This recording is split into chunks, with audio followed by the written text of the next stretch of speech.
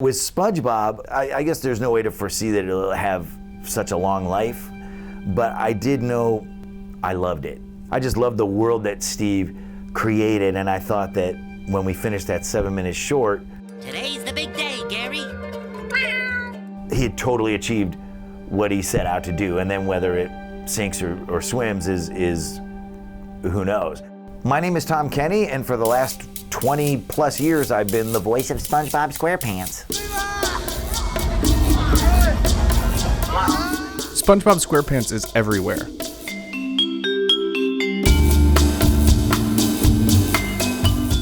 This little yellow sponge has been around for 20 years now, and in that time he has become as globally ubiquitous as cartoon legends like Bugs Bunny and Mickey Mouse.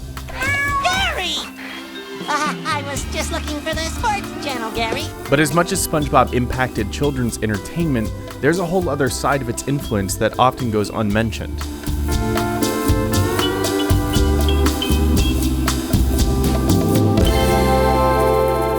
Stephen Hillenburg is the guy who created SpongeBob Squarepants. Now, if you're not applauding at home, you should be. When late creator Stephen Hillenburg first pitched SpongeBob, there's no way that he could have predicted that the show would spawn a million memes online.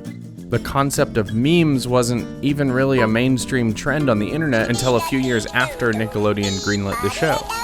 So to understand how this naive sponge and his buddies would become the face of the internet, we need to first understand a little bit about what made SpongeBob such a special show. That's his eager face.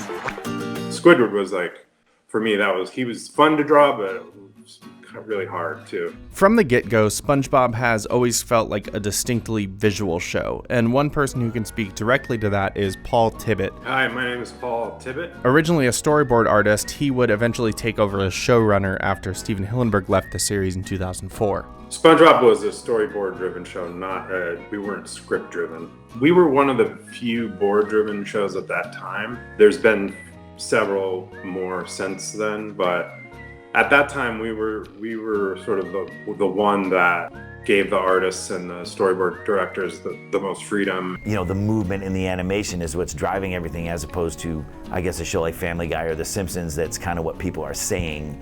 Is SpongeBob not there at the bottom of the ocean giving Squidward the business? SpongeBob is just this sort of like canvas for so many different expressions and emotions and, you know, things that people go through. So there's all kinds of crazy poses and faces and like weird extreme expressions of the characters and things like that that are so over the top that other animated shows just don't have as much of that. You can see this visuals first approach reflected in the memes. You can understand what's happening even if you're not familiar with the show or the particular scene that this is referencing. You could probably even take a screenshot of any moment in SpongeBob and find the emotional state of the characters relatively easy to understand, like this, or like this.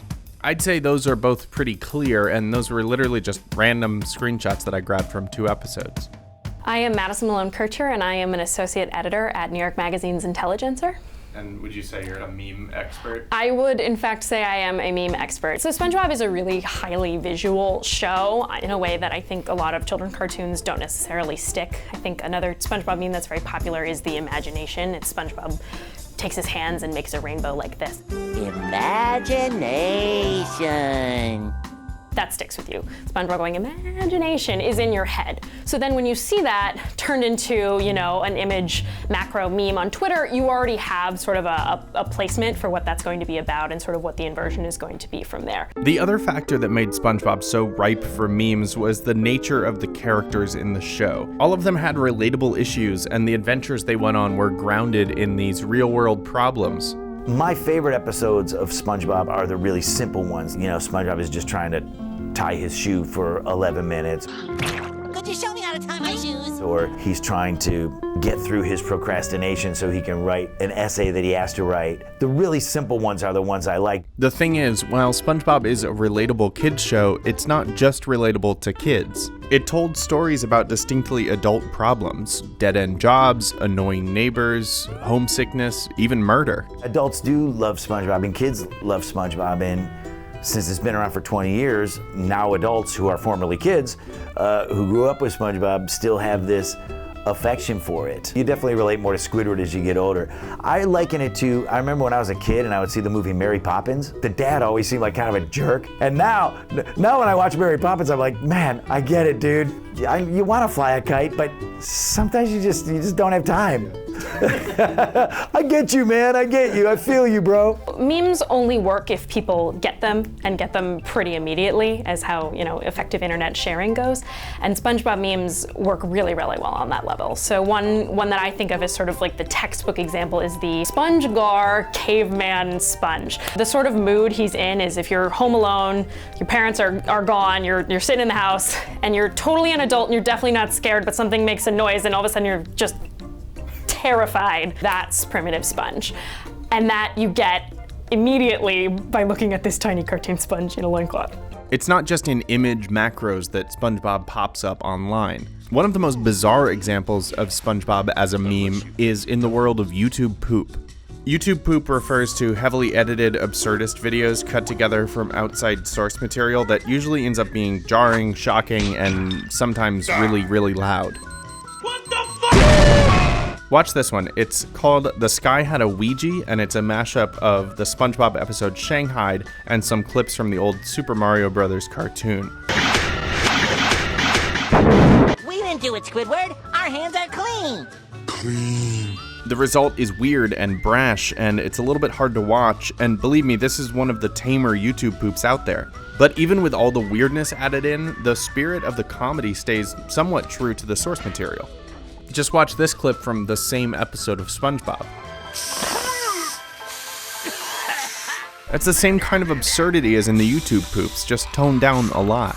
These videos aren't just referencing SpongeBob, but also building on the show's foundational sense of humor.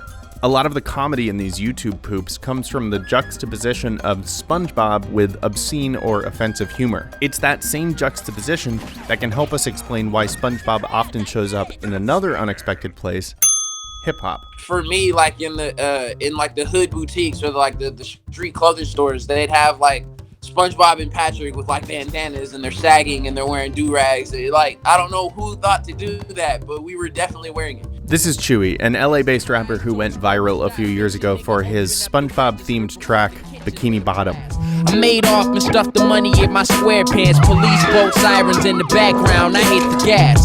260 like a Maybach, I'm in the dash, gripping steering wheels, calling Sandy, trying to get some ass. Honestly, I was thinking something along the lines to Eminem when I was writing it. Like, I was like, how can I say like the most outlandish, like craziest, wildest things I could say involving SpongeBob? This trend started with bootleg SpongeBob merch, but the character has now been mentioned in more than 100 songs, many of which are by young artists like Chuuwee, who started out making music on the internet.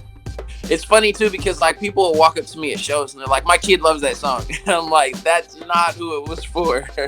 So with SpongeBob finding his way into memes and weird YouTube mashups and rap lyrics, there's really only one question. Are there any other shows that are this pervasive online? Frankly, no, and I think that's why we're still talking about it, still writing about it. I was at the March for Our Lives in New York last year, and I wound up writing a piece about how many kids I saw with SpongeBob memes on their signs, and these are kids who didn't grow up in the era of SpongeBob in real time, but it's still impactful and important to them in both funny and serious ways. When Stephen Hillenburg passed away in November 2018 from ALS, the internet showed an outpouring of love for their favorite show's creator. A lot of SpongeBob memes even popped up in his honor, and there was a petition to get the famous Bubble Bowl scene shown during the Super Bowl halftime show, which kind of happened. With all of the factors that made SpongeBob special, its visual style, its relatable characters, its appeal to adults, it's hard to envision the show, and by extension, the internet's obsession with it, without Stephen Hillenburg's influence.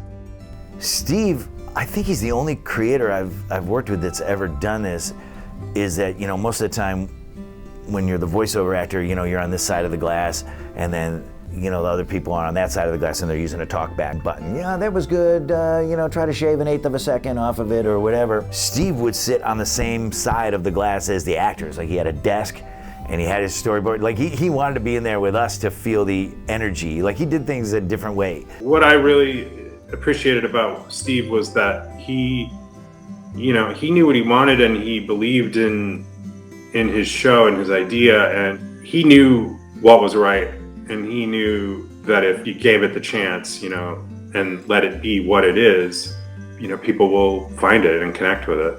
SpongeBob is SpongeBob. He's just gonna keep on keeping on, and we're gonna try to keep the character and the spirit of the show and the spirit of our fearless leader, Steve Hillenburg, in the world and going. SpongeBob is 20 years old this year, and it seems like the show doesn't have any plans of stopping. Regardless of its future on television, I think it's safe to assume that SpongeBob's spirit will continue to influence and live on through the internet sense of humor.